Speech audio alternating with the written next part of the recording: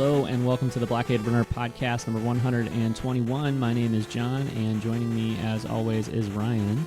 Good morning. Yeah, Ryan, we are going to have, I think, a pretty fun episode today because we have decided to talk all about video games and toys on this week's episode of the Blockade Runner podcast. I'm into it. Yeah. No armchair. Actually, never mind. We are going to do some armchair. I was going to be like, no armchair film executiving this week. No armchair literary criticism, critical writer person, ing this week. It's just, let's just talk about fun stuff like toys and video games. But unfortunately, the fact remains that we are two white dudes in our 30s talking about Star Wars. So there are going to be some inevitably insufferable conversations. Yeah, that does go with the territory with this show, but also I was just going to say, like, as far as the toys go, I bet we might get grumpy once or twice, so look out for it. But it's going to be a fun conversation overall because, there's a lot of exciting stuff going on with Star Wars video games and with Star Wars toys. So real quick, before we get into that, Ryan, I just wanted to chat with you about this, and we haven't talked off air about this at all, but did you see that they're kind of like testing Disney Plus, I think in the Netherlands or somewhere in like Scandinavia. I'm not exactly sure where, but that their Disney Plus is like on a beta right now. I have seen like people's like screen captures from like the interface and stuff. Yeah, and that's really like all that I've seen as well. So but I think it's looking pretty cool, and it's just, I guess I expected this, but I'm happy to see that on those screen grabs or whatever, there's a ton of Star Wars content on there. And so, we knew that every movie besides, I think, The Last Jedi and Solo would be on there, although I actually see Solo on this screenshot, so I'm not really sure what the deal is with that. Maybe it's depending on what territory we're talking about, because maybe the Netflix deal isn't really in play in this region or wherever this is. But anyway, I knew that like most, if not all of the movies would be on the service and a couple of TV shows, but it looks like they're really collecting a lot of stuff because there's all these new Yoda Chronicles videos here, lots of Lego stuff for sure, but like Freemaker Adventures, which I don't think either of us have really watched. So no, I don't know if that's going to change when it's on Disney Plus or not, but who knows, maybe. Yeah. But yeah, also like Rebels, like even not only the show Rebels, but then I don't know if you remember before season 1, there was a series of shorts introducing the characters for Rebels, and like those are collected there. So that kind of thing is just, it makes me feel confident about the service. The fact that they're including stuff like that, and even like sort of grouping those things together and curating that, and hopefully it means that there's going to be, because I'm like as excited or more excited for that kind of stuff, like to just sign into Disney Plus one day and be like, oh, here's a new collection of, I don't know, droids cartoons, or a new collection of like some behind the scenes featurettes or whatever. Like that's the kind of stuff that I think would really be exciting for me, because I already own all the movies. I own most of the seasons of the cartoons and stuff, but like I want the little things, as well as just being able to watch like a Star Wars movie on my iPad whenever I feel like it, or wherever. So yeah. Is there any one thing that you haven't seen yet on this that you wish for, that you're really hoping ends up on the service Star Wars wise? No, I mean, it's really, for me, honestly, it's like behind the scenes stuff. It's like little documentaries and bonus features from, like, we talked a few weeks ago about how both of us kind of stupidly sold our DVD sets, and that there's a bunch of bonus features and stuff on there that aren't on the Blu-rays. And also that we're excited to be able to hopefully watch some of that Blu-ray bonus feature stuff without having to use the Blu-ray menu that currently exists. So, but no, like behind the scenes in documentary type stuff that I haven't seen yet would probably be the thing that I'd be most excited about. Nice. How about you? The Ewok movies. Oh, okay. I want easy access to those, which doesn't currently exist. It does. So. Oh, really? Yes. And this is like a not super recent development, but I'd say like within the last 6 months or something. I think both of them, at least one of them, popped up on Amazon Prime, or not Prime, but on Amazon, so you could buy them on there. Oh, yeah. You're right. Yeah. $8. Yeah, that's not bad. I mean, for a movie, I love some Wilford Brimley, but I mean, that really seems like the kind of thing that will show up on Disney Plus too. So yeah, I would be tempted otherwise, but yeah, I think like those are things I'd really just like to watch for free. Yeah, well, I would. I mean, look, I mean, they very well could be on the service already. Yeah. But then, I mean, that's the thing too, is it's like you're gonna want to, if you're Disney, you're gonna want to like keep putting new stuff. Like you don't want it to just be day one. Here's every Star Wars video we could find in the vault. You know what I mean? Every single Star Wars video, you're going and then there's to ever nothing. Get. Yeah. Yeah, nothing to like kind of excite people moving forward. Yeah. Although, as I say that, there's a whole TV show called The Mandalorian, a whole TV show called Cassian, Cassian 2 Fury, I don't know, whatever, and an Obi-Wan show coming, so they won't have that problem. But it doesn't; those don't excite in the same way of like a random Tuesday Ewok Caravan of Courage drop. Probably true. Yes, probably true. Yeah. Cool. Yeah.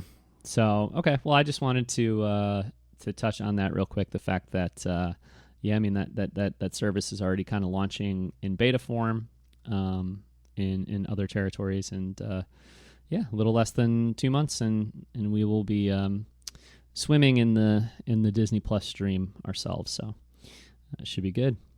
Ryan, we didn't talk last week. Was it even? Yeah, this news was out last week, but did we talk about the fact that Jedi Knight 2, Jedi Outcast, and Jedi Academy are coming to Switch and PS4? I don't think we did.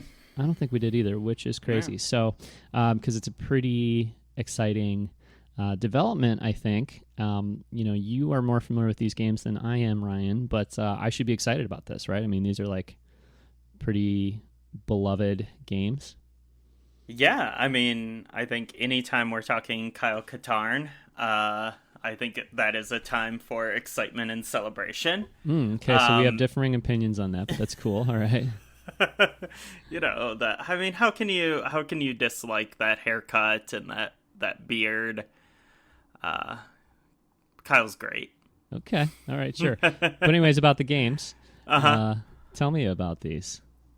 So this is there's some like mildly confusing naming conventions in like the etymology of these games, I guess. So first there was Dark Forces on PC, and then it came to PS1, and that's like the very Doom inspired Star Wars shooter from, I think, 94. 94 or 95. 94, I think. So that dropped, and Dark Forces is awesome. We talked about it a few episodes ago in our Power of the 90s thing, but that's still like a super fun game to play. And then Dark Forces 2 came out in, I don't know, 97 or 98, and that was and has remained actually a PC exclusive since that time period. It's never been released on consoles, which is wild. So Dark Forces 2 is Jedi Knight, and then I believe we lose the Dark Forces title in the next entry, which is Jedi Knight 2, Jedi Outcast. So that, and we're still following Kyle Katarn throughout this entire series, starting at Dark Forces. But then, Jedi Knight 2 is Jedi Outcast. So it's technically Dark Forces 3, but that naming convention is gone at this point. And is part of the reason the naming convention is gone is because, like, as it's made the transition from, or as it's kind of developed game after game, it's less of like a Doom clone and more of like a different thing, do you think? Or is it just a weird, like, I guess does the gameplay actually reflect the fact that it's sort of not really the same series anymore, or? It does. Because in Dark Forces, Kyle Katarn is just a like mercenary. He's actually in the original EU. He is the one who stole the Death Star plans. Yeah, I've played that mission in Dark Forces. It's Dark Forces 1? Yeah. Yes, yeah, I've played that. And so he's just like a merc, and then in Jedi Knight, he's continuing his work for the Rebels, but somehow becomes like kind of a Jedi. And like gets a lightsaber, but then he's like, oh, I'm no Jedi, but like he kind of is, and he starts developing force powers and stuff. So then I think the naming convention is, I think a lot of it is marketing, because like, what is Dark Forces? Like, I mean, what even is that? And then, but like Jedi, you're like, oh, this is a Star Wars game where I play as a Jedi. And so like, that was also the switch from predominantly first person to like a mixture of first and third person, because in these games, if I'm remembering correctly, when you equip they're first person shooters, even Jedi Outcast is still a first-person shooter, but like when you equip your lightsaber, I think it zooms you out to third-person view. If I'm remembering correctly, I can't picture the lightsaber in first-person, so like kind of think like Metroid Prime, when you turn into the morph ball, it suddenly becomes like third-person. That's sort of what's happening here. So it's interesting though. Because like the screenshots they chose for the official article on StarWars.com, and these are also the screenshots that are on the entry for the game on Nintendo Switch in the eShop. It's a lot of like the third person shots, which kind of maybe is a bit of a false sell. Like, this isn't a game that, unless they've done some like major modifications to the controls, like this isn't a game that's going to play like Jedi Fallen Order or even like Force Unleashed. When you're in third person, it's still like exactly those like kind of spinny first person mechanics. Like your character's like pretty weightless and like just like a visual. There's not really like, it still has like the first person shooter like physics and stuff around it, if that makes sense. Yeah. So then that's all up to Jedi Outcast, but then Jedi Academy is like, that doesn't even have a number. That's the game that came out after Jedi Outcast. It's kind of a spin-off. Like, I know Kyle is in the story, but you create your own character, if I remember right. I can make my own bootleg Han Solo. Okay. Yeah, you can make your own Han Solo and Dash Rendar child.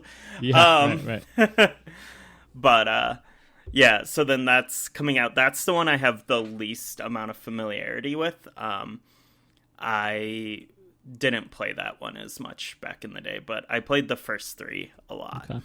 Yeah, and so Jedi Knight 2 Jedi Outcast comes out on Switch and PS4 September 24th. Yeah. September 24th. I think it's 2 weeks, right? So yeah, two Star Wars games in 1 month on Switch. Yes, and that's a nice lead into what we'll talk about here in just a minute. But yeah, no, for sure. So that one comes out in 2 weeks. So that's pretty exciting. I see if I can get through Link's Awakening in a week or so that I can then jump into Jedi Knight 2. Same. Yeah, so that's happening in 2 weeks, and then sometime early next year. I'm guessing like January or February, maybe. When we're fresh off of the Rise of Skywalker and watching the Mandalorian and all that exciting stuff, then we can hop in and like I said, make our own bootleg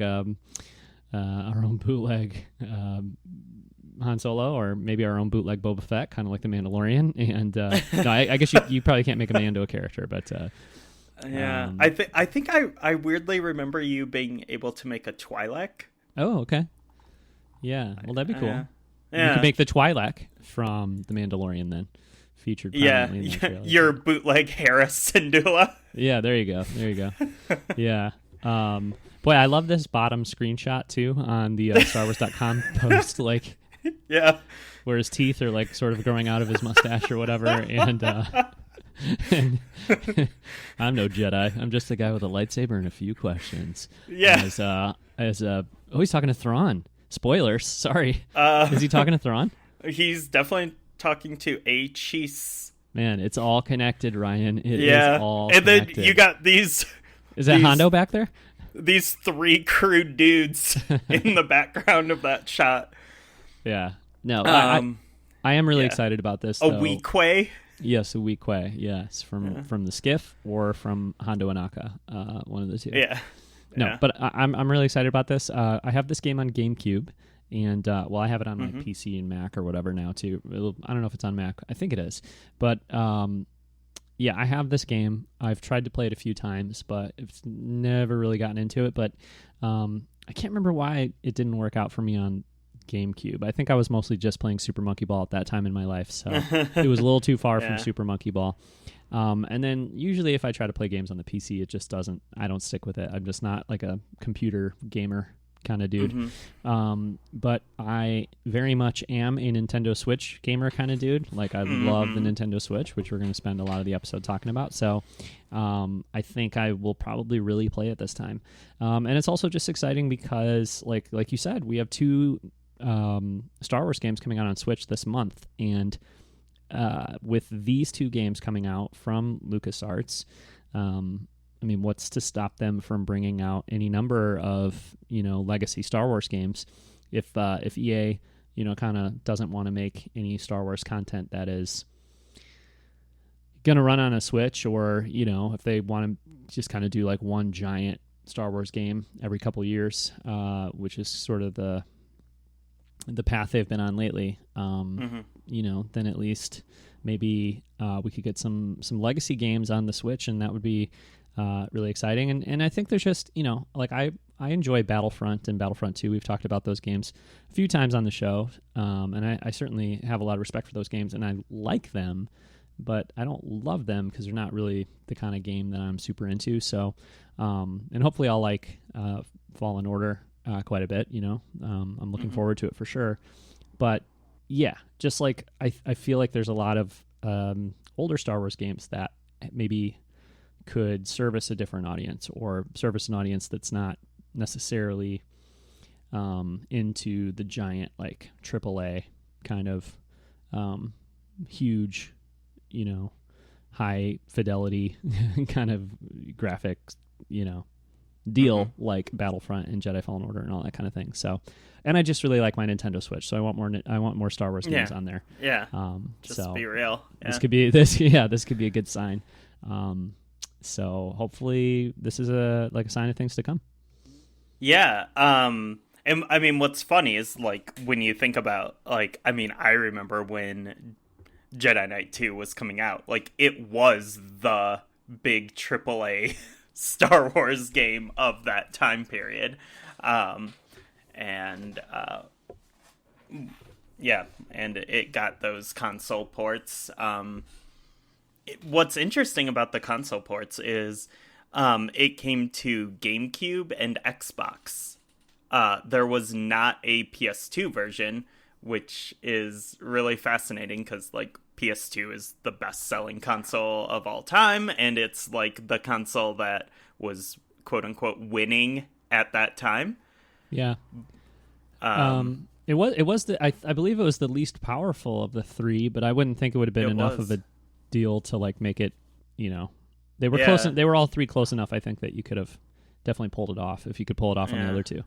Yeah, for sure. Just like use like a few lower resolution settings, which is what usually happened with the PS2 version of like third-party games. But that's interesting. Also, Jedi Academy is available backwards compatible on Xbox One, and again, like all the Xbox One games, if you play it on an Xbox One X, it's in 4K.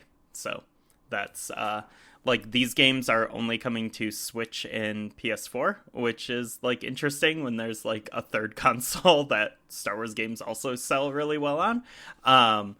But if you really want to play Jedi Academy, you can right now on Xbox One X, and it looks pretty nice. Okay, three more things about these games. Okay. Mm-hmm. Yeah. First, it's interesting that these ports are from Asper, which I would think like you as like a Mac user, an Apple user, are familiar with Asper's work. Yeah, just as like a publisher, right, or whatever. Yeah, because they do a lot of Mac ports of like PC products, correct? Well, yes, I believe at least that was the way it was in the past. I don't know if that's really as much of an issue these days. Maybe it is. I don't know. I don't like I said, I don't really follow the Mac like game scene and stuff, but yeah. I think maybe before they switched to Intel, before Apple switched to Intel, and when things were, back in like the Power PC age or whatever, and 15, 20 years ago when everybody was arguing about whether Macs were better or PCs were better and stuff, I think they were like, more disparate than they are now, because it seems like it's a lot easier. Like a lot, just even like a lot of like small indie games and stuff like end up on both platforms, and I don't think it's quite as much of a hurdle these days to be like, oh well, we want to put the game out on Mac too. I don't know that you need to have a publisher or like a port house that is specifically devoted to Mac stuff as much anymore. But I don't know, maybe. Yeah, I mean, especially with like a lot of people doing like dual boot systems and stuff too, and like, but yeah, it does make me kind of nostalgic when I saw that name of like thinking about, first of all, boxed PC games, which I miss quite a bit, especially those big old boxes. But then like going to like a CompUSA or Best Buy and like going to like the Mac gaming section, which was like usually like 3 shelves.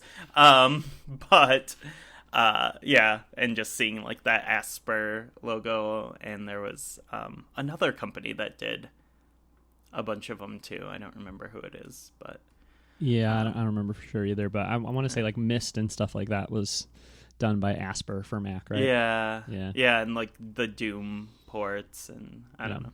Yeah, I mean, I remember seeing like Doom 2 like in the Mac section in like 1999 still. Like it was like still hanging out there. Oh yeah.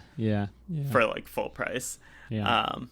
But okay, that was back in the days when if you wanted to do any like graphic design or like multimedia, or not multimedia, but like video audio stuff, like the Mac was like far superior, and if you wanted to play any games, like the PC was far superior, which I guess is still kind of true, but it was in those days where like those platforms were really kind of, they had their specialties, and playing games on a Mac, that was not theirs for sure. That was not it. It was not the specialty, but no, I think those days are kind of, that kind of stuff has changed quite a bit, but anyway.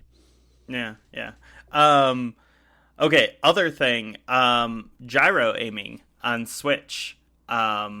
This is really cool. I feel like gyro aiming is like a conversation again with the announcement of Overwatch coming to Switch. I've heard a lot of people kind of like talking about the pros and cons of that IR sort of aiming, which I've been playing Daemon X Machina on Switch, and that has like, you can kind of tweak your gyro so that you're still using the sticks, but then you can like use the gyro for like that like precision, that like final little nudge, and I love it. Like, I love having that option. I always loved, even though like there were rarely any good ones, I loved playing like shooters on the Wii, where that had like the IR motion aiming type stuff. I always thought that felt great, and it was like definitely preferable to me than like using control sticks. I still like keyboard and mouse best for aiming, but like I think gyro is like a close second for me. So I think having that in the game is going to be really cool for the first person stuff. It could be a little wonky when it's like lightsaber third person time though. I'm a big gyro guy when it comes to aiming, like Splatoon. I really like the gyro stuff. So, but you know, like it's the great thing about it is that it's, you know, use it in conjunction with the sticks or whatever. So it's not like you're choosing it over something else, you know. So yeah, absolutely. And then the last thing I wanted to bring up, which is kind of a bummer, is we found out that well, we didn't really find out about like the multiplayer issue. There's two like totally different reports. Like if you watch the Nintendo Direct, where Jedi Outcast is announced for Switch, they're like contains the complete single player campaign of Jedi Outcast, and that's like all it says about it. But then in the Star Wars.com article, it's like oh wait, I was gonna say, oh, I'm reading this again. Yeah, okay. I think my favorite Star Wars, or my favorite Nintendo podcast, or one of them, and my favorite Nintendo website, GoNintendo.com, run by one of the best dudes around, Ramit Cowboy. On their recent podcast, he was talking about that. Not super specifically, but he was like, "Oh yeah, Jedi Knight 2 is coming, and then Jedi Knight 3, and Jedi Knight 3 is going to have online." So I think maybe that's where the confusion is that it's not in Jedi Knight 2, but it is in Jedi Academy. Yeah, like, because it says Star Wars Jedi Knight Jedi Academy will follow soon after in early 2020, with Asper bringing back the game's much celebrated online multiplayer battles, and both games will feature gyro aiming support for Nintendo Switch's Joy-Cons. There you go. So no online for Jedi Knight, but we'll have online for Jedi Academy. Yeah.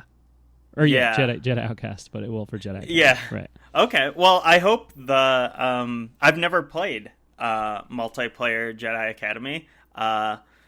It's kind of fun to think about how that's going to be. But Jedi Outcast was in LAN party staple for us for a while when I was in college, and that it's so wonky and insane and broken, but it was like just hilarious fun.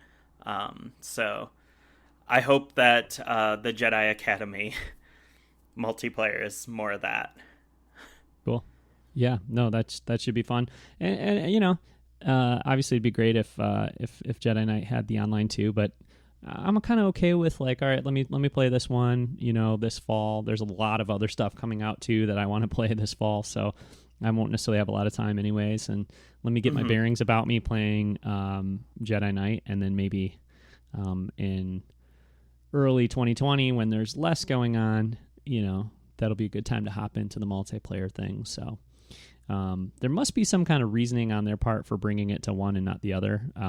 Maybe the online mode in Jedi Academy is that much better than in Jedi Knight, or maybe it's a tech thing. I don't know, but yeah, maybe Jedi Knight can be more of the single player experience for people, and then you know, hopefully it'll be fun to do the online multiplayer in Jedi Academy. So was that everything on those two games, Ryan? That is everything. All right, we gotta talk about Star Wars Pinball. Which is kind of the primary reason we're here. Ryan and I both picked up, it came out Friday, we're recording Sunday morning, so we both grabbed Star Wars Pinball for the Nintendo Switch this weekend, And to sort of set the table on what this product is, I mean, a lot of people have probably played it at some point, I suppose. A lot of people listening, I would imagine, are familiar with Star Wars Pinball, especially if you own a video game console. I meant to look this up before we started recording, but I know it is available. This is from Zen Studios, Zen Pinball Studios, and they have a game called, what's it called? The larger game? Pinball FX. Pinball FX, yes, Pinball FX. And then now Pinball FX 2, which is like the updated version of it for the more recent platforms. And Pinball FX 3, I think. Is it really? Are they up to 3? 3? Okay. Yeah. I mean, it's like the same game, but it's like an updated engine and stuff, right? It's not that different. It's just sort of like, just maybe better visuals and run smoother and built for newer hardware and stuff like that, I think, is the deal between like the different versions of Pinball FX. But I mean, I first played this on PS3 many years ago, and it's been a platform that just kind of like stuck around and continued to be iterated on and updated and all that stuff. And so you can download Pinball FX, some version of it, on probably whatever device you have that plays games, including like your iPhone. You can get this. Mm-hmm. And the way things have always been so far is that, you can buy licensed tables and non-licensed tables, but basically it's a free platform to download, and then you can buy pinball tables as DLC. And there's tons of cool ones. I mean, there's a Back to the Future and Alien and Marvel superheroes and tons and tons of stuff. But in their stable of licensed tables has been, for a long time, Star Wars pinball tables. And they're super fun. Like I said, you could download Pinball FX and buy Star Wars tables individually or in like little packs, DLC packs or whatever. Mm-hmm. But now, as of, Friday, you can buy Star Wars Pinball, a standalone product, Star Wars Pinball, for Nintendo Switch and Nintendo Switch only, I think, right?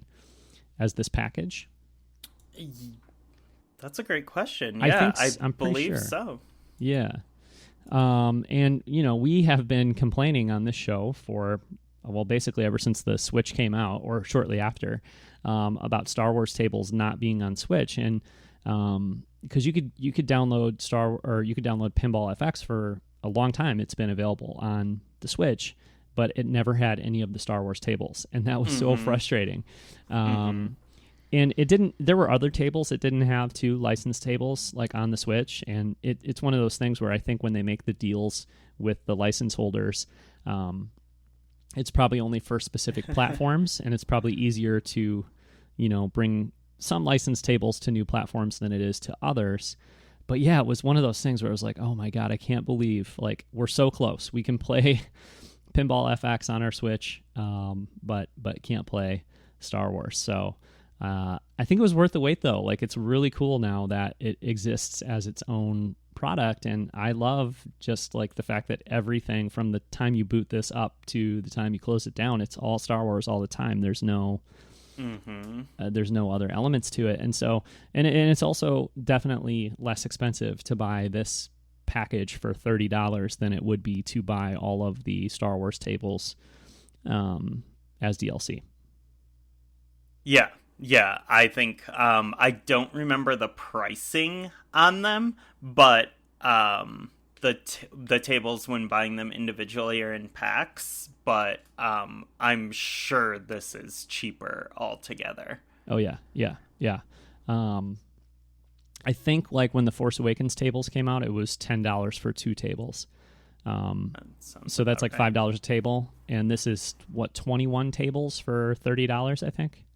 Yeah. Somewhere between 19 tables, I think. 19 tables for $30. So, that's considerably cheaper than $5 a table or whatever it averages out to, somewhere around there.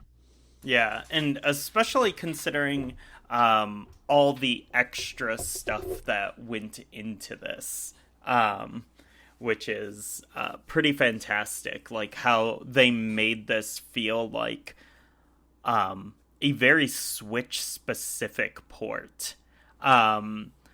So I originally played this at Celebration, as did you as Yeah. well. But then while I was playing it, I got to speak with Desiree Marsh from Zen Studios, and kind of talk about asks questions about this version, ask questions about like DLC and stuff, ask like the why, and like she pretty much confirmed there are very complicated licensing contracts going on with this stuff. But like I really got a really good feeling about this game like when I first played it, because it felt like a um like sometimes it's always been the case with like Nintendo ports since like the SNES era. It's like, all right, well, you're getting this game on a Nintendo platform, but like how much worse is it than buying it on PlayStation or Xbox or PC or whatever. And but then sometimes like when studios really care, you get these amazing versions of stuff on Nintendo platforms of like later ports or whatever. We're seeing that with Dragon Quest XI coming out this month. And then I definitely think that's the case here. And I think it really comes like developers have to care, like, and it really has to come from like a place of like, genuine care and commitment. And something I really liked about when I was talking to Desiree about this is she was talking about like how this is, the Nintendo Switch is like a console for families. It's a versatile console, and like we want our game to reflect that. So I mean, I think the first place we see this is where you take the cartridge out of the package if you bought it physically, put it in, and the game is just like there and ready to start. Like there's no downloads. There wasn't even a day one patch or anything. It's not like they got the cheapest cartridge possible so that like, and then you have to like download most of the game. Like, no, it's just like all there and it starts like right away, which is wild for a video game in 2019. I was shocked yesterday when I took it out of the package. I put it in. I'm in the habit now with new, physical games of just hitting the plus button on my Joy-Con and going to the update menu. Check for like, update. Yep. You know that like I'm gonna boot the game up and not even be able to play it once I boot it up and have to restart it because of an update. So I was surprised when that happened. But then there's no like I definitely expected with this game having online features and stuff that there'd be some complicated like end user agreement that I'd have to agree to and stuff. And there might have been one, but like I booted the game up and was playing within like a minute, less than probably, which is just usually not the case. So the Nintendo, if you own a Switch and you have Nintendo Switch Online, then you just like link your account and boom, you're going. It's really quick, and it was really nice as far as that goes. And like linking your account is literally just pressing one button. It's not like you don't have to type in email addresses or again like scroll through like 80 EULAs to get there. Like and just real quick, like one thing I do want to point out, and I tried to earlier, but I'll reiterate maybe a couple more times, is that like if you're listening to this and you don't have a Switch, most of this product or most of the features of this product and all of the tables of this product are available on whatever game console you have or on your iPhone or whatever. But I do think like obviously like this is kind of I think for sure the best way to play Star Wars Pinball is on a Switch. So if you have a Switch, like if you're somebody who has a Switch and an Xbox or whatever, like man, I mean, I can't imagine an argument to get it on a different platform besides Switch. Maybe the only argument would be if you've already purchased a lot of Star Wars tables, then like, if you own most of these tables, then it's probably not worth the $30 or whatever to buy it on the Switch. Although I don't know, I probably would still because I just I double dipped. Yeah. Well, I mean, but I only owned like probably I don't know less than 10 of these 19 tables. I didn't have them all. Yeah. So I didn't either. Yeah. yeah. All right, but there's also like, now let's get into like okay, so you have the content there. Yeah. The content is, that's an equalizer here, but like now let's start to get into why this is so good to play on Switch. And I think the first thing is because it is like a unified package, there's like new metagame elements to it, including the Galactic Struggle, which is absolutely pointless. It doesn't do anything. But I was gonna say, like, I don't really understand most of these new things yet. Like the light side, dark side thing is what you're talking about, right? It's wonderful though, because like basically you choose light side or dark side.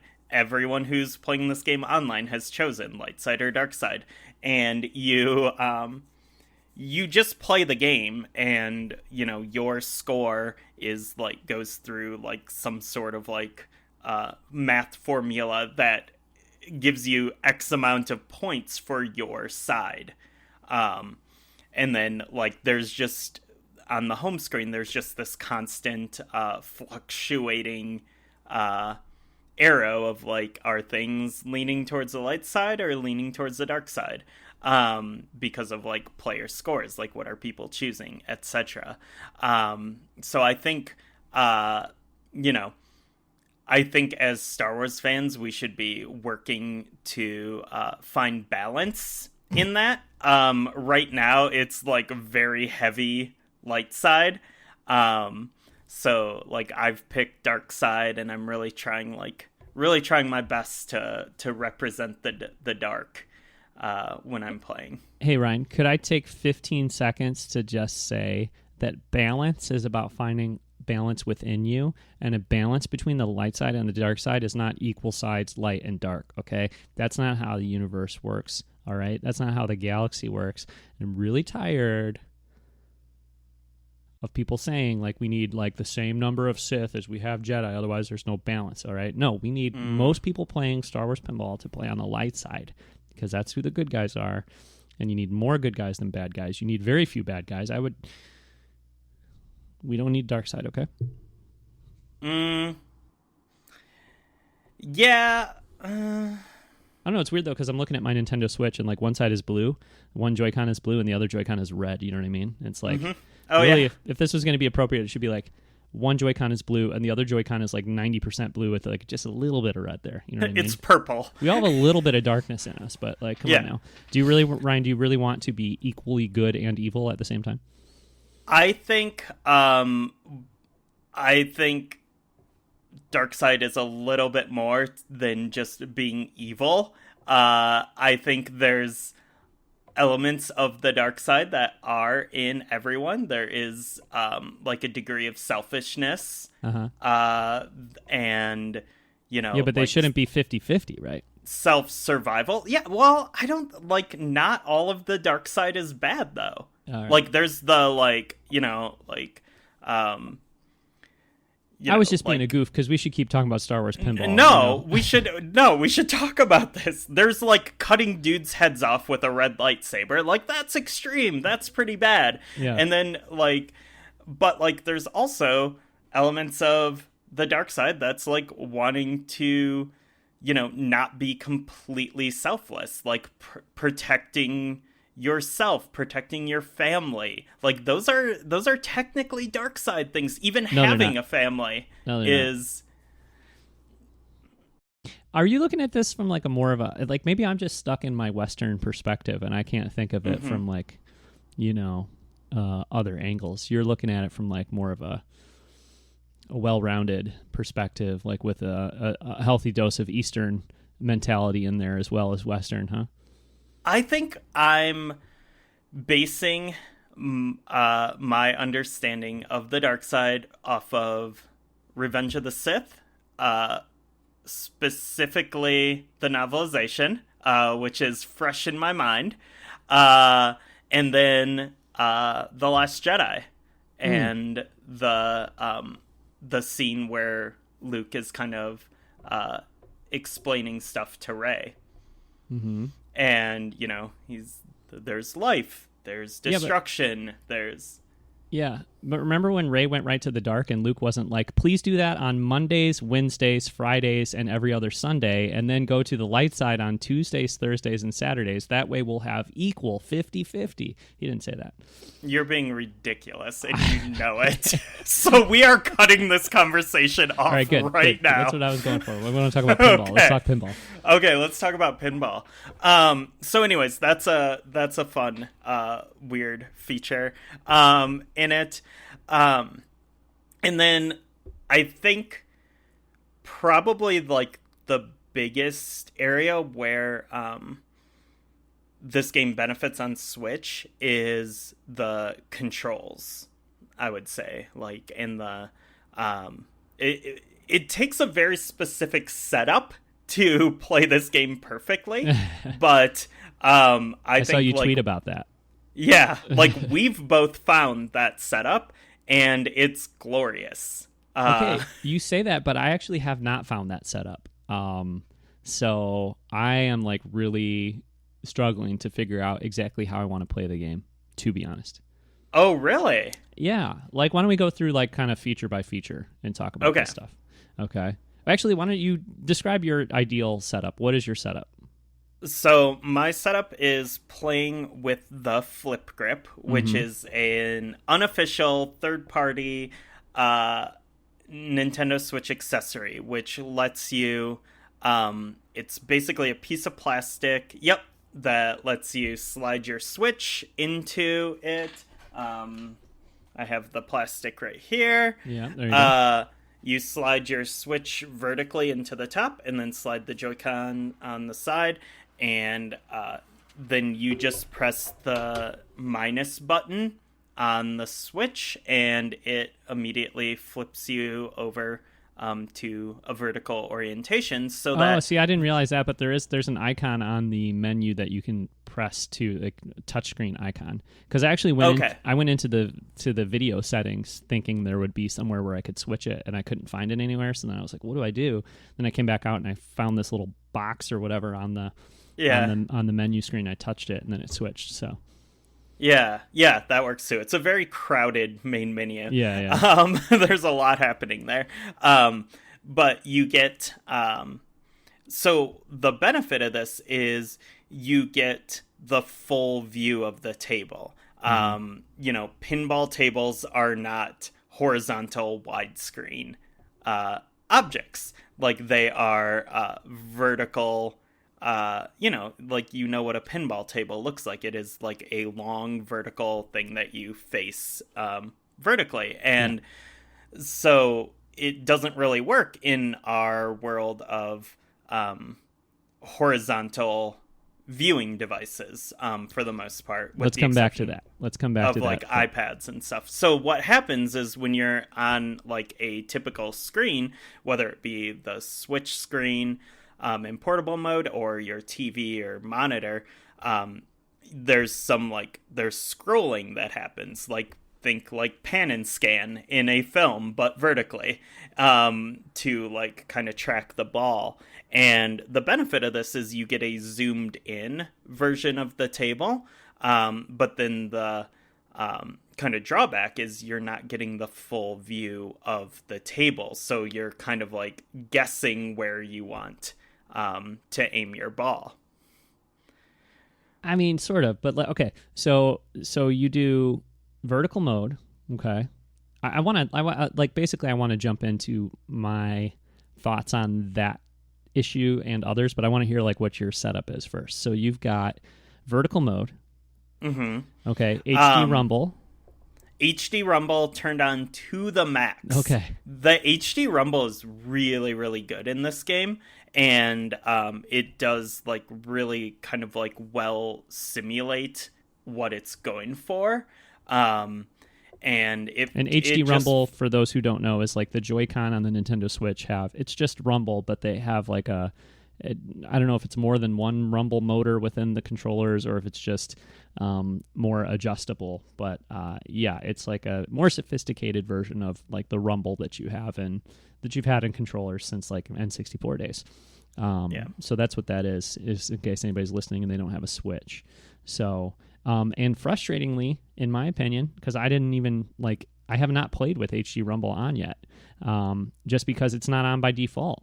And so I started playing the game yesterday. I played for 2.5 hours or whatever. And, well, not all at once, but over the last 24 hours. But, it was only this morning, I think, when I saw or last night when I saw your tweet saying HD Rumble on, that I said to myself, oh, wait, so you got to go turn that on, or maybe I don't have that on or whatever. And then, just before we started recording, I went into the menu and turned it on, but I haven't had the chance to play with it yet. So that's an odd choice to me to not have it turned on from the beginning.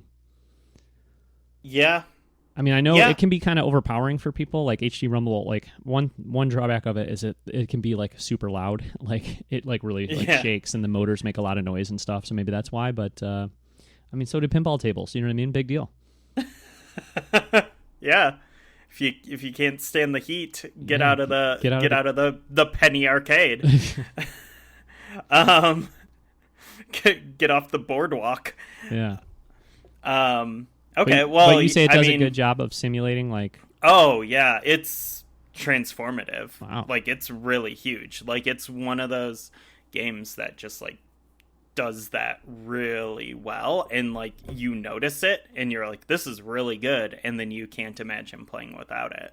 All right, so vertical mode, HD Rumble, what else? Voices off. Yeah. Yeah. You know what? This is something I'm realizing that I have a pretty big hang up about simulated Star Wars voices. Yeah. I do not like the ones in Battlefront at all. Yeah. Those really bother me. I'm hit or miss on characters in the cartoons. Okay. But I think this is the voices were not where their budget and focus were for this game. Yeah. I wish you could turn the voices on or off table by table instead of just in the menu, generally speaking. Because some tables I would leave them on, like the Clone Wars and Rebels tables, because I think they actually have the legit voice actors doing the voices. I know they do on the Rebels table. I heard Freddie Prinze Jr. loud and clear. It was not a simulated voice. It was really good.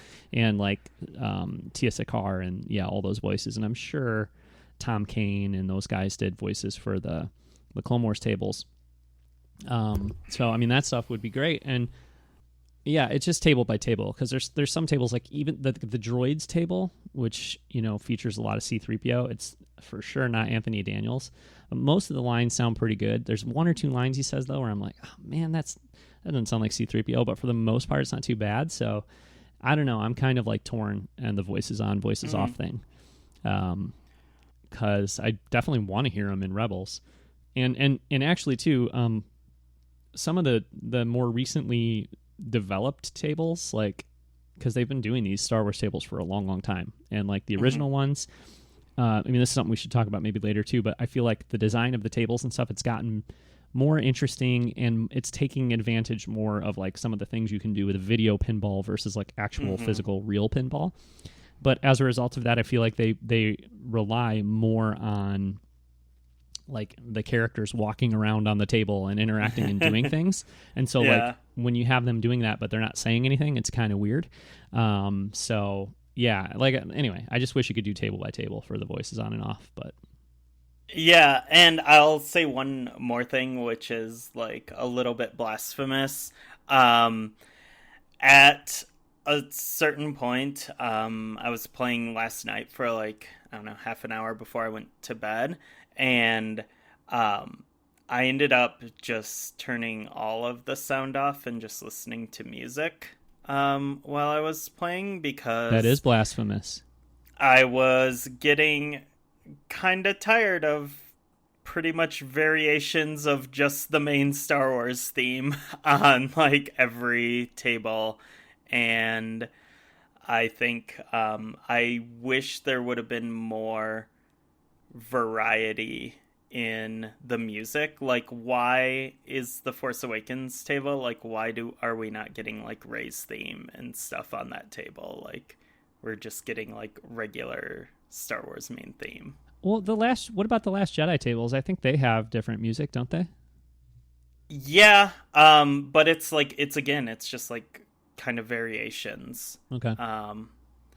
And yeah, and it's just all kind of samey, but it's like it's those variations that are like taking the John Williams music and then occasionally just like doing something weird with it, and just like, oh, here's like a different string part. Yeah. Which is something else that also bothered me about Battlefront 2, is the like Star Wars-esque music in it. And I guess I kind of have this complaint about the animations as well, where the soundtracks, like, you're like, oh, I see what you're going for, and like you're really putting the soundtrack to the forefront, but like this is not really John Williams. So I don't know. So it's a little weird. And like, I ended up just like listening to music last night because it wasn't really doing much for me. Now I'll say that I will say that I think that is an issue that's going to be a bigger deal this weekend than it will be in the future, because like we are this weekend anyway, I think playing like, you know, as often as we can, or for like longer periods than we will in the future, because this game is going to be great for, and it was already on the PS4 and PS3. I would like finish playing something else and be like, well, I don't have to get up and go anywhere for 10 or 15 minutes. Like that's a perfect amount of time to play a couple rounds of Star Wars Pinball. You know what I mean? So I think like if I'm playing Star Wars Pinball for 15 minutes or whatever, like hearing that samey music or whatever is not going to be as much of an issue as like when I'm playing for an hour and a half straight, you know? So, but anyway, yeah, the point still stands, of course. So, yeah. All right. Well, what are your thoughts? What are your hesitations with the setup and everything?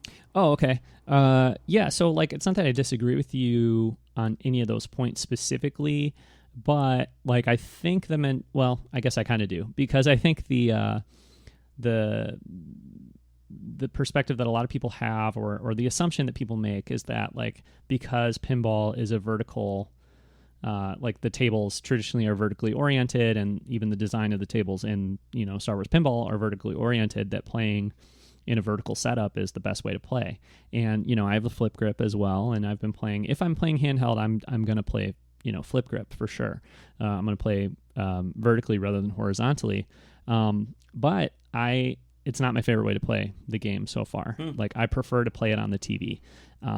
And one thing about the game that I guess we haven't talked about, but there's like 7 or 8 different view modes that you can switch between. And, you know, that's something that's really helpful when you're playing in horizontal mode versus vertical mode, and when you're playing on a TV. And I guess my pushback on it is that even though pinball is a vertically oriented play field, these games were designed 100% for horizontally oriented monitors. And so I feel like they have been designed to be played horizontally. And, you know, I think it's really, really cool that they went in and made vertical orientation an option. And I like playing it that way. And again, because the screen on the Switch is pretty small, if I'm going to be playing handheld, I want to play that way. I want to play vertically, and I think it's better. But I find I have more trouble following the ball and keeping an eye on what's going on handheld, even when it's vertical, than I would playing on a big TV, having it horizontal. So, and I think like choosing the right view mode where the camera follows the ball, because you said like earlier, you were like, well, since the table's vertical, but you can't really see the whole table when it's zoomed in, then you have to like guess where the ball is, etc. And like that's true, but if you find the right view mode that works for you, then I think like I was doing better on a TV when I had the view mode that I liked best, where the camera was following the ball, and like I really knew what was going on, and it was easy to follow, more so than when I was playing on, you know, my Switch, having it held vertically. just because it's small and the ball can be tiny. And then sometimes there's like TIE fighters and X-Wings flying across the pinball table while I'm trying to follow the ball too and all that stuff. So I think the mode is awesome, but I'm not ready to say like pinball is vertical, therefore the vertical orientation is, you know, superior to the horizontal one, because I think that the game is not vertical by default in the first place, and I think they've done a good job with the camera view modes to follow the action, and then, you know, you're it's just easy to follow. So okay. Now what I want to do though, and I'm thinking about doing, because I was looking online, I have 2 monitors in my office here, and they're both horizontally oriented, obviously. But I have a switch dock up here. And so I was thinking, I don't know if this would work or not, so I need to do some more research, but I was already looking at a stand for my monitor that is like, you can flip it and change and then you can go into the monitor settings and change orientation or whatever. So I'm wondering if I could if I put the switch in the dock, if it would allow me to go into, I think it would allow me to go into vertical orientation and then play the game in vertical mode, but on like a PC monitor. And be able to like have a much bigger screen to view it on. So I think that would be maybe the best setup right there. I'd be pretty into that. But too, like what I've noticed in the vertical mode, pretty much no matter what view option I choose, the camera doesn't follow the ball like as closely like it does in the horizontal modes. So it's just like a little bit of an adjustment. And, you know, I think the argument or the mentality behind that is, well, you don't need to, because you can see the whole pinball table, and that makes sense. But when you play a lot like horizontally and you're used to the camera following the ball like that, then like when you jump out to vertical mode, it's like, I don't know, you know, it's just like I definitely felt when I was playing in vertical mode for the first few times, like I thought this would make this easier for me, and it's actually kind of making it a little harder. I think it's just because I'm not used to it, not because there's anything like, not because it's not well implemented or it's inferior in some way, but just like it's not what I'm used to. So yeah. I mean, I think it's gonna come down to a matter of preference. I haven't tried. We have switch docks on our main TV, and I have one right here next to my PC monitor.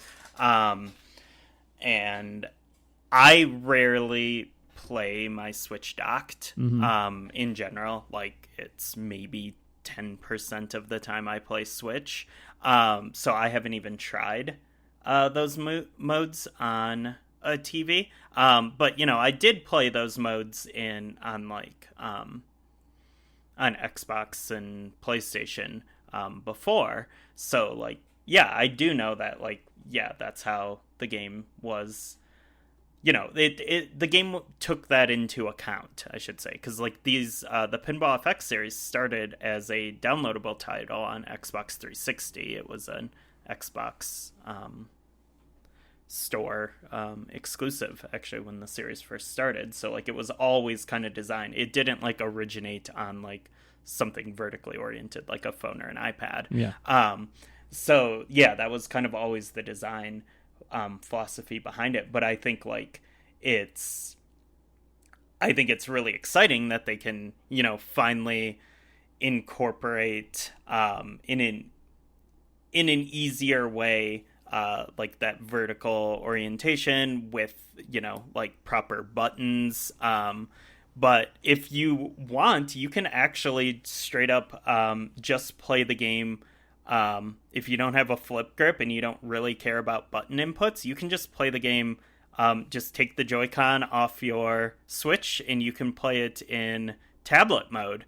You can play it vertically just using touchscreen for flippers. Which is really cool. Like if you don't want to bother with all the extra stuff. For me, it's really important when I play pinball games to have the flippers map to the triggers, because that just like feels really good to me. It's the same way like when I play racing games, like I need the acceleration like on the trigger, or else it just feels weird. Yeah. But yeah, but there's, I mean, the cool thing is like you don't have to like settle on any one way to play.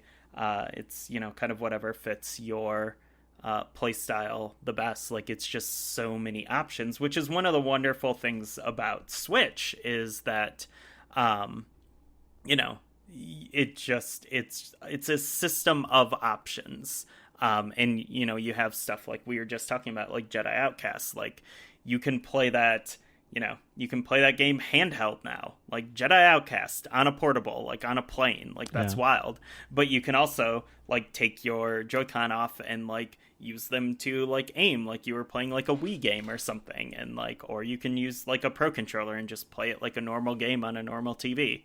And I think like those kind of options really benefit a lot of Switch games, but Star Wars Pinball is like an extreme case of like being perfect for the platform. Yeah, no, absolutely, yeah. And I imagine you could put your, well, I know you could. I think you could put your Switch console itself like on a stand if you have some kind of stand, and still just like hold the Joy-Con in your hand and play vertically that way too. So, yeah, I don't see myself ever trying the touchscreen only controls. I think I tried playing this on my iPad one time or something. I don't know if I did. I think so. But yeah, it's just like not too appealing to me, but it is another option for sure. So yeah. How about anything else you want to cover? I wanted to talk about like maybe favorite tables and that kind of stuff. Yeah. So. I think one other reason I would say I think it's a good reason for buying this on Switch right now is the leaderboards and the competition. Right now there's a lot of active tournaments, which are like people make tournaments, or like there's official Zen Studios ones that are like ongoing right now, and so it's like online tournaments, but it's all asymmetrical. So like you just play whenever you want, and then your score is entered into the tournament, which is really cool. And also like this is the platform that, at least for me, this is the platform people I know are playing on right now. And so this is like, I mean, I would say like a good chunk of the draw of pinball compared to like other video games in 2019 is like the high score. The competitive aspect. It's a place where high score matters, which is not something that really matters in modern video games. And like the leaderboards in here are great. There's leaderboards for so much stuff. And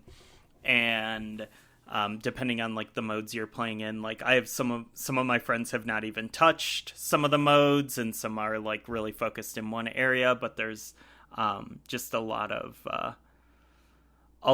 ways to sort of compete with your friends for high scores and such. Yeah, I'm hoping to see more activity as far as that kind of thing goes on my Switch. I mean, the game came out like 36 hours ago, or well, I guess 48 hours, whatever, 2 days ago. But right now, when I look at high scores leaderboards for friends, I just see you. Like it's just me and you on there. I'm not seeing any of my other friends, and I do have. I mean, no, not to brag or whatever, Ryan, but I do have like something like 60 friends on the Nintendo Switch, so you don't have to compare how many friends you have, Ryan. You don't have to. I'm just looking to see, just curious. Okay, just thought you were getting competitive there. You want to show off that you have more Nintendo Switch friends than I do. But anyway, no, I have a lot of friends on the Nintendo Switch, some of whom I know, but the point is that out of all of them, like right now, I'm only seeing high scores from you, so I'm thinking not too many of my other friends have picked it up, but again, it's been around for a day or two, so that would explain it. But Yeah, and as far as the tournaments go, like I haven't explored that at all. Are we able to like just like we could just set up a tournament between like us and like put out a code or whatever, and whoever wanted to join it? Is that how that works, kind of? I think so. Cool. I Yeah, think that so. would be fun if we get more people playing, or if like we know that more people are playing. That'd be fun to do. Set up a little little tournament. I think that'd be fun. Yeah, I think yeah, we should throw that out there. Like, if you are listening to the podcast, you should be friends with us on Nintendo Switch. Add us via the Twitter option. Yeah, it's like, unfortunately, it's not the easiest thing in the world to become friends on the Switch. I mean, it is. You just have to search somebody's name, I think, right? But well, you have you have your entire Twitter feed there, and you can just click on people. Yeah, but you don't have to have Twitter to add somebody as a friend. No, because like for instance, otherwise the Blockade Runner Twitter account, which is what I use like for talking about Star Wars and stuff, is not linked to my Nintendo Switch. So right. But if people were to message us or whatever and let us know that they are playing Star Wars Pinball on the Nintendo Switch, we can become friends. It's not the hardest thing, but like I don't know, I don't even know like I don't even know what name I would put out there right now to say like, is it my, what's my Nintendo username that you can search or whatever. But we'll figure it out if anybody wants to play some pinball, which would be really fun. Yeah, my username on Switch is Ghouls. Is it really? The Undead. I see that that's what your name shows up as, but like, is that actually what you... Like, is that your handle, or is that like the account that somebody would? No, that's that's my handle. And that's always been it. No, it's whenever I saw that Dead Don't Die trailer and saw Adam Driver say Ghouls. Oh, and you can just change it just like that, huh? The Undead. Yeah. Oh, I can tell you what my Star Wars friend code is, everybody. It's like 16 characters long. So I'm not going to. But if you text me or if you message me, I will. Yeah. Speaking of, Dead Don't Die is out on Blu-ray and digital platforms now. I saw that.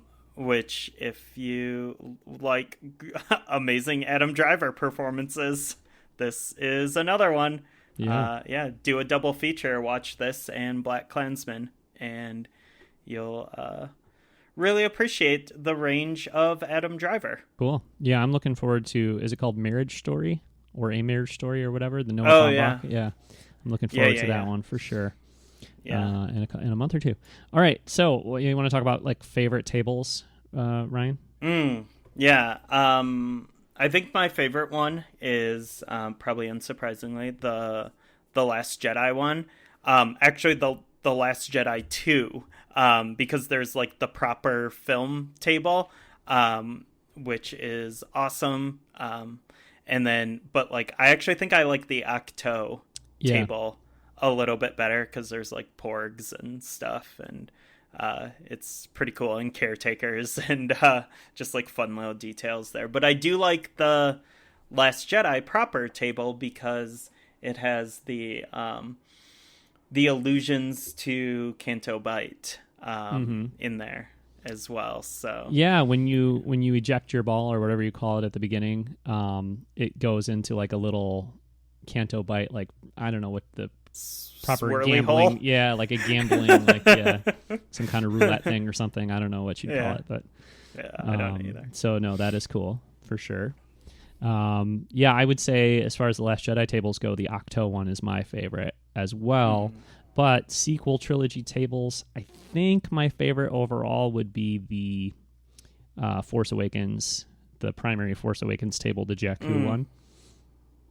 I think that one's really, really fun, and it just really captures the Force Awakens, like good vibes kind of thing. You know what I mean? Like how much I love that movie and how much I love, because like the whole run up to the Force Awakens was all Jakku. You know what I mean? They didn't really show off much else besides Jakku, and that section of the movie is like perfect. I think it's so good, and so just like those, again, those vibes. You know what I mean? I love that one, and I really love the Rathars on that table.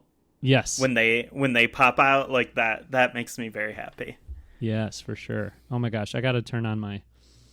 I have two different. It's not even worth talking about, but I have two different routers in my house that both have the same SSID. So sometimes, like when I go from upstairs to downstairs or whatever, like my switch will disconnect and I have to like reconnect it. But I'm trying to see what my high score is and compared to everybody else's. And by everybody else, I mean you. This will be fun. Yes, because yours are. I don't have a single score that's higher than yours, Ryan, which is bumming me out. Especially because I called you out on a text message last night. I was like, well, we'll see whose scores are higher tomorrow when we record. And the answer is your scores are higher, which is bumming me out. But yeah, I have a score of, oh my gosh, I don't know why. For some reason, it won't look at the online stuff right now. Okay, well, I can tell you. Yeah, I have 13,661,500 on the Force Awakens table. And you have what now? 13,882,711. So I'm 89th place on the leaderboards, and you are 91st place on the leaderboards. Okay, not bad. Not bad. So we're kind of neck and neck. Yeah, we're pretty close on this. there. And we are both in the top 100 of the leaderboards, which I think is a testament to how new this game is. Yeah, right. And also how much we've been playing as well. Yeah, right.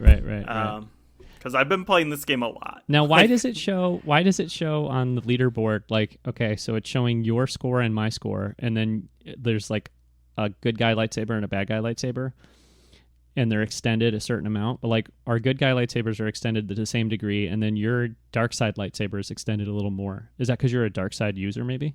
Yeah. Ooh, weird. Okay. I think so. And like, yeah, yours is like you have some light side in you, some dark side. Okay. Because you definitely both. Yeah. Maybe. I don't know. Well, so as far as the tables go too, there's like I think they're listed here on the menu in the order they came out in. And so when I don't know. I think so. I want to say, because I think when they first came out, like the first pack was like Boba Fett, Clone Wars, and Empire Strikes Back. I'm pretty sure that's actually how it went, if I'm remembering correctly. But anyways, those are the last three listed here. It's like, so there's the Boba Fett table, which is pretty fun, and the Clone Wars table, which I think is really good too, especially because of the voice acting and stuff. And then there's the Empire table. But yeah, there's the whole like basically the run up to the Force Awakens coming out is a lot of like classic trilogy type stuff. There's one kind of prequel trilogy table, or not even a prequel trilogy table, but it's got maybe some like prequel era stuff in it, which is the Masters of the Force table. But other than that, it's like there's a Han Solo table, there's a New Hope table, there's Empire and Jedi tables and stuff like that. So yeah, it's I don't know. It was very well. They're cool. They're all good tables. But it feels like a different era of Star Wars Pinball. I think like those tables all kind of feel, to me, anyways, more like, I don't know. They're just not quite as dynamic and quite as exciting, I feel like, as once you got to Force Awakens. And then there's two Force Awakens tables, a Rebels table, a Rogue One table, two Last Jedi tables, and then three Solo, a Star Wars Story tables. So there's actually a ton, like almost as much sequel trilogy, or I guess like post, Force Awakens and post Force Awakens era content as there is, kind of pre that. But like even just like the look of the tables before Force Awakens, they feel a little more like, I don't know, like they feel a little more PS3 and not quite so PS4. You know what I mean? They just feel a little technology wise and just like art design wise and stuff. They just feel a little different, I feel like. And I like the direction that the series is going. Like I feel like the newer tables are a little more dynamic, a little more interesting, and just kind of better overall than the previous ones. Yeah. You with me on that? Yeah, pretty much. I mean, considering like the Last Jedi tables are my favorite ones to play on. Yeah. Like, yeah, that's pretty right on. And none of the tables, I think, like there are some other pinball games that I think go for realism a little more than these ones do.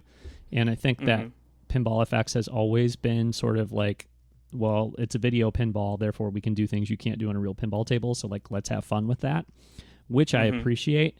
But I think, you know, that's only grown too as we've gotten into, like in one of the solo pinball tables, like the Millennium Falcon like lifts off and like flies around and like comes back, and you know it just does stuff that like could never, you know, happen on an actual pinball table. And I think that's pretty fun. So yeah. Yeah.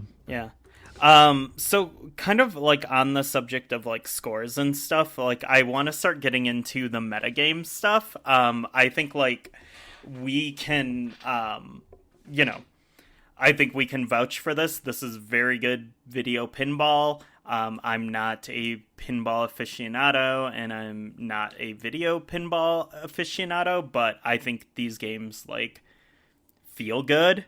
And they feel like the ball physics, which is probably the most important thing, feels good. Especially with HD Rumble, and the like table design is good. I could do a little bit, with maybe like slightly less busy, design at some points with like, sometimes the tables feel kind of full of like text in some areas, and it's like, here's just the word Jedi and like a weird font. Yeah. Like why is that there? Like, what does that really do? And again, I think that's more in the older tables, which have more of like they feel a little dated in like the visual design and stuff. Not really, not like in an awful way or anything. It's just like it's a subtle difference, but I can kind of feel. Which, I mean, you should be able to. I mean, some of these tables were designed this year, and some of them were designed in like 2006 or something. So, I mean, or 2008 or whatever. I mean, there should be an evolution of like the vibe and the look and stuff. But yeah, so yeah, I think like we're pretty good on that. Like, if I had any other wishes for this game, I would love simulations of some of the actual Star Wars pinball tables, like the Star Wars Trilogy one and the Episode 1 table. That would be like my ultimate dream, and I would straight up pay $10 for that Phantom Menace table simulated in here. Yeah, no, for sure. That would be amazing. I'm sure you'd have to pay at least $10 for it because they don't own the rights to those tables. And I don't know, were those Stern tables or I don't know who made them, but whoever it is. Williams, Bally, I don't know. And the problem is, like, depending on who it is too, whoever owns the rights to those tables, they may very well have their own video pinball software thing. Because like Stern Pinball is a game that exists, right? Yeah. Where did Zen buy that? Zen bought or was it Williams? Yeah. Zen bought like a whole. I don't know. We lack the learning, I guess. But there's so much craziness that is going on with like the video pinball scene, like with like tables just like disappearing from games and because of licensing, and it's wild. Yeah, I don't think it's probably possible. Well, it's anything possible, but I don't think it's very likely we could get the actual physical, like the real pinball tables in this game, but that would be amazing. Yeah, but that's also not really what Zen does. No. Zen creates video pinball games, whereas like the Stern pinball is like all about like recreating these like physical machines. Now, I do think Zen could go back and just make an awesome Phantom Menace table, though. Which why haven't they done that? Yeah. Yeah, it's 20th anniversary is running out. Yeah. Okay, so I think like we're pretty solid on like the core mechanics. Like this is as good as this type of game gets. Yeah. Like I can't imagine what I would like want to be different in like the core gameplay here.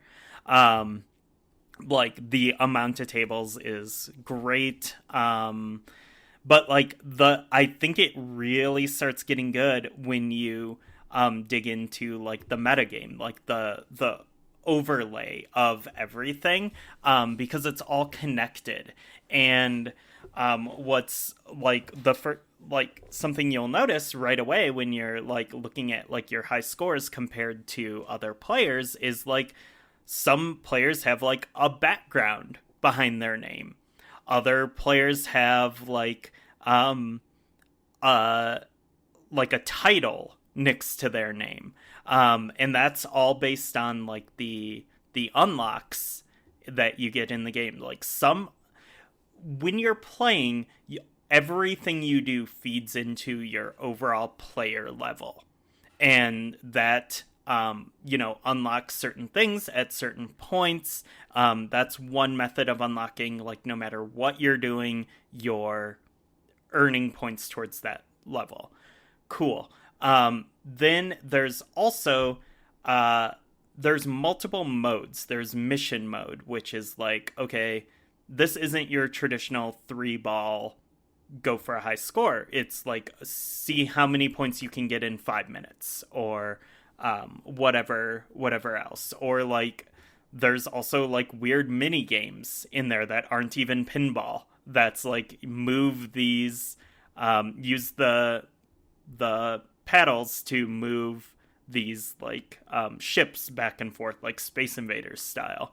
And so there's stuff like that. And there's specific unlocks and specific scores tied to like each of those. Then when you go into like just the standard single player mode, which is where both you and I have been playing the most, then you have like your high score for that table.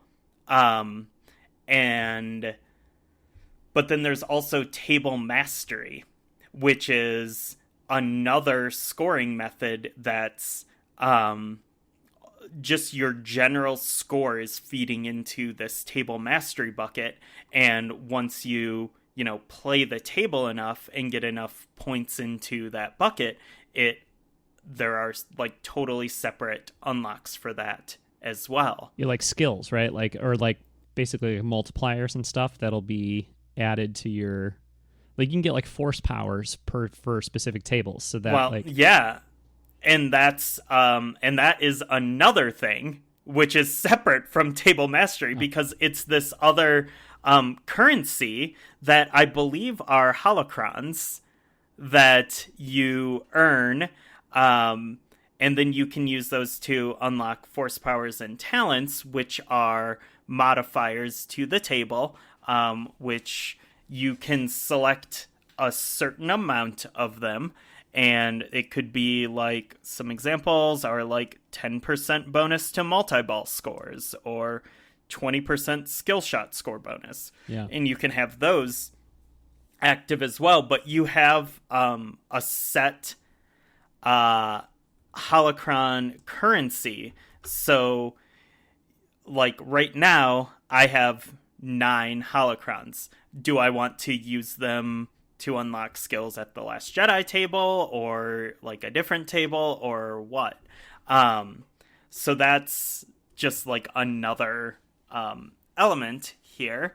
And then finally, there's also an achievement system, an in-game achievement system for like just ridiculous feats of prowess, I guess, as well. And there's also a jukebox where I just clicked on it, complete specific missions in career mode to unlock various soundtracks from all around the tables. You can then select the songs to be played in the game menus. Cool.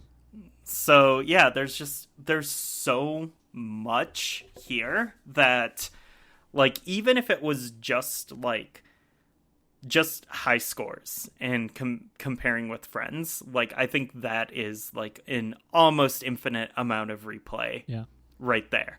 But then like you factor in all of these like basically like RPG-esque systems between like experience points and like skill trees and stuff. And like it's the amount of content, like it really like can't be overstated. Yeah. Like how long you could play potentially play this game. Yeah, I'm planning. I mean, I think this game for me is going to be like, Tetris and Mario Kart and Super Smash Brothers, and like the kind of thing that I just like for the entire life of the system. I'll, periodically pop it in, and it's really good for short play sessions. Like I said, it's the kind of thing too. If you were like on a train or on an airplane or something, like sometimes I struggle to get into playing a game that's more, I don't know, like more traditional games or more, like I loved playing Breath of the Wild, like on the go, the Zelda game for Switch on the go.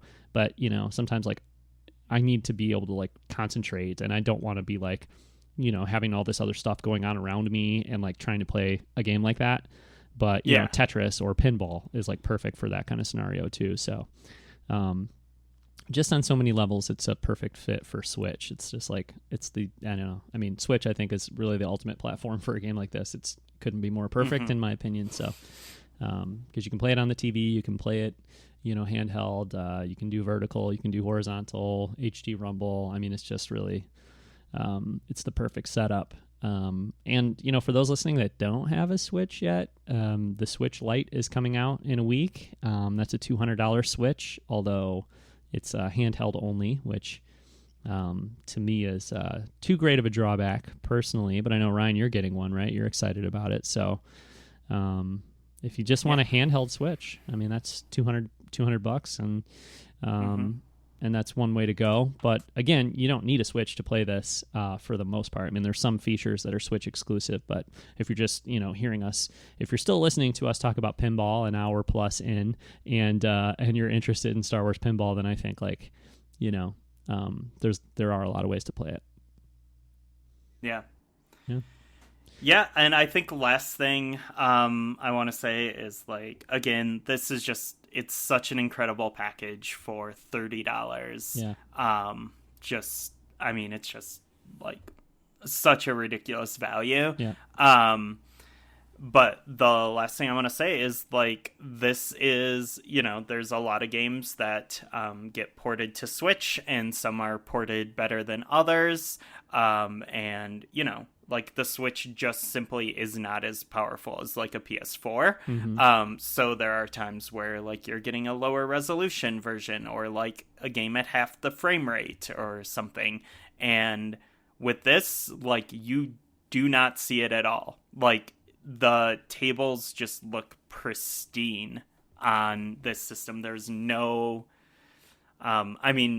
maybe things look better on, like, Xbox One X. I haven't really played Pinball FX in a while, so I'm not totally sure, but like, this is, it looks as good as you could possibly want it to look.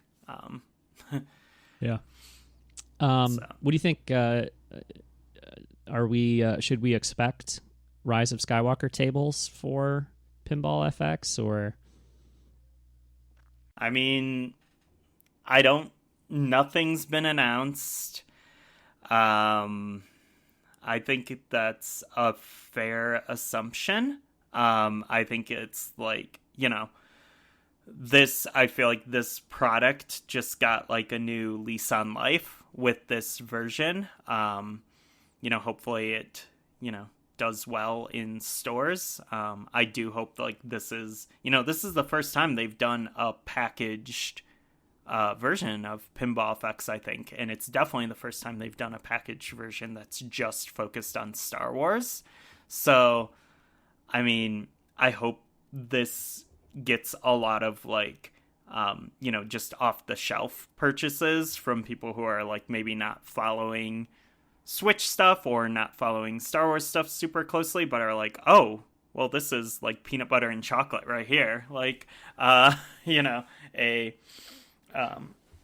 Star Wars pinball game on Nintendo Switch, and it's $30. Like, cool. And I hope it does really well, and kind of reinvigorates interest in this, because I don't feel like Pinball FX is something like people really have been talking about. I don't think it's like the center of any like gaming conversations. I'm sure there's definitely like a hardcore fan community who played a lot. But I think this has people talking about the game again. So I hope that means, like, there's plans, like it has a future. Like, it would be really sad if this was just like the end of. Yeah, no, I mean, and I don't think they would put it if they were like struggling and people weren't really caring that much, or they didn't think that it was going to do well. I don't think they would put it out physically. Like, this is the first time that they've ever put out a physical product. I believe was what they said. So, that speaks to confidence in it for sure. Because that's an expensive endeavor. It's a lot cheaper to just put it up digitally, and it's a pinball game. I mean, I think that's what people would have expected. So, to do a physical product, I think that speaks to a confidence in the market for the game. And I mean, we've gotten tables for every other new Disney era Star Wars movie, so I think it seems likely we would get Rise of Skywalker tables. I would assume we will. With Last Jedi and Solo and Rogue One and stuff, I think they came out around the time of the movie, if I'm remembering correctly. So I'm pretty sure they did, like right around the time of the movie. But it's not the kind of thing you announce 6 months ahead of time either. You know what I mean? A new table for a pinball game, it's like you would probably announce them, I would think, within a month or two of them coming out, if not even, a shorter window there. So we haven't heard anything about Rise of Skywalker tables, but I don't know that we necessarily would have. Like, I mean, it would have been a good hook to, like, if you're putting this out in stores and it's a new product or whatever for Switch, to be like, hey, get this. Also, there's Rise of Skywalker stuff coming. But at the same time, right now, they can say every table available you get for free when you buy this game. Or not for free, but you get as, the base price of this game, where if we do get Rise of Skywalker tables, I'm sure that'll be at an additional cost. So maybe they just want to get the product out there and let people feel good about, like, I got all these 19 tables for one price. And then in a month or two say, by the way, if you want to get some Rise of Skywalker tables, those will be on the way too. What would be insane and make me wildly angry is if they announced the Rise of Skywalker tables for PC and PS4 and Xbox, like they did with like the Solo tables and the Last Jedi tables, but no Switch. That would infuriate me to a crazy degree, but I can't imagine they would do that. So that would be horrible. Yeah, yes. Yeah, especially because, like, I'm really kind of investing my pinball play all into this one place, and like we talked about, there's all these like overarching like systems and stuff that all kind of like feed into this one product. So yeah, I really hope they don't do that. Yeah. I think it's very likely we'll get that content either at the end of this year or maybe next year, and then there's always a possibility of Mandalorian tables, and I mean there's lots of tables they can do if they want to continue to pump out some Star Wars product. So hopefully that's on the horizon. Yeah, hopefully. All right, we've talked about Star Wars Pinball for a very long time, Ryan. It's a super exciting game, and I'm looking forward to playing it a lot in the coming months. But I think we need to wrap up the show here.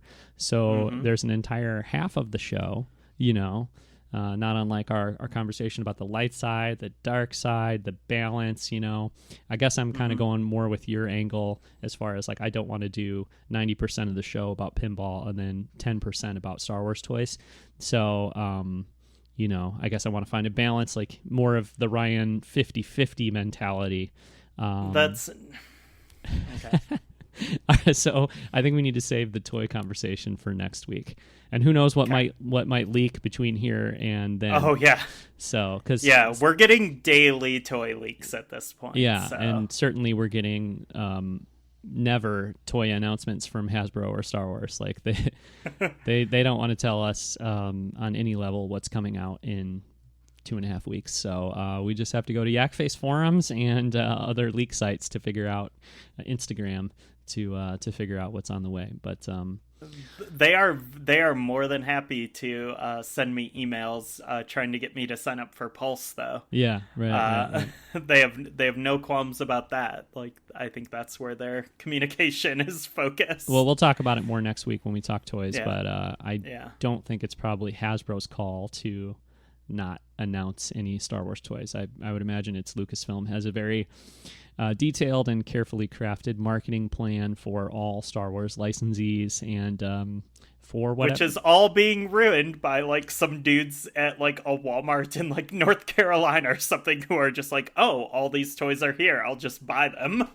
And like they still haven't been officially announced and people are buying them, and it's just wonderful. It's a really odd thing. I mean, if I were to guess, I would think that's frustrating for Hasbro, but that Lucasfilm doesn't care. You know, they probably look at it like, well, you know, a relatively small percentage of people are going to see those leaks and go to Yakface and whatever, and the vast majority of average people walking into a store won't have seen that stuff leak, so it doesn't probably affect their plan overall. But maybe Hasbro feels the same way. I don't know. Maybe neither party cares. But if I'm gonna go out on a limb and guess about it, I would guess that it's Lucasfilm controlling everything, making these kinds of decisions, and Hasbro just sort of being at the whim of what they want to do as far as announcements go. So.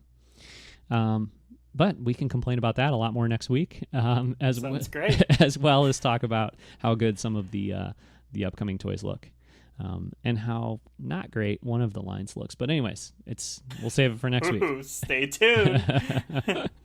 All right, so thanks very much for watching and for listening this week. We're going to wrap it up here. If you want to follow everything we do, you can head to blockaderunnerpodcast.com. All of our previous shows are there and posts and that kind of thing. So blockaderunnerpodcast.com.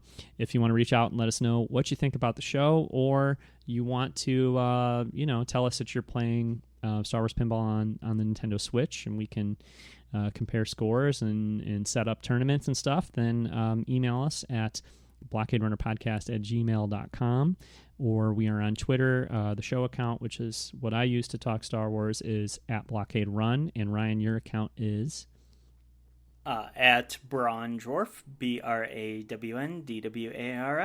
All right, so thanks very much. We'll be back next week, I believe, to talk about toys, assuming nothing crazy happens between now and then, like a Star Wars trailer or who knows, so that's unlikely, but it won't be too long before we're talking about another Rise of Skywalker trailer, I assume, maybe a few more weeks. So it's going to be not ready. It's going to be a busy time.